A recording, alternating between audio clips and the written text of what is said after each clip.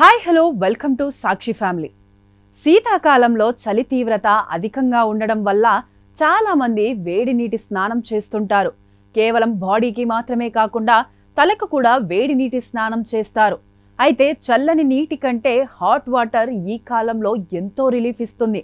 కానీ తలకు స్నానం చేయడం వల్ల సమస్యలు తప్పవని నిపుణులు హెచ్చరిస్తున్నారు. వేడి నీటి తల స్నానం వల్ల జుట్టంతా దెబ్బతింటుందని నిపుణులు అంటున్నారు. వేడి నీటితో తలస్నానం చేయడం వల్ల సహజ నూనెలు తొలగిపోతాయని నిపుణులు చెబుతున్నారు. దీనివల్ల మాడు, జుట్టు రెండు కూడా డ్యామేజ్ అవుతాయని హెచ్చరిస్తున్నారు. అయితే బాగా వేడిగా ఉన్న నీటిని కాకుండా గోరువెచ్చగా ఉన్న నీటిని తీసుకోవడం వల్ల జుట్టు ఆరోగ్యంగా ఉంటుందని నిపుణులు అంటున్నారు. బాగా వేడిగా నీరు ఉంటే సెబం పూర్తిగా తొలగిపోతుంది. దీంతో జుట్టు మొత్తం డ్రైగా మారుతుంది. కుదుళ్ళు బాగా బలహీనపడతాయి.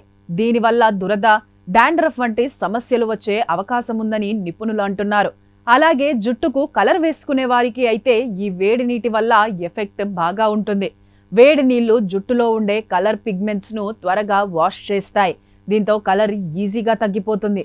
దీనివల్ల జుట్టు పాలిపోయినట్లు కనిపిస్తుందని నిపుణులు చెబుతున్నారు.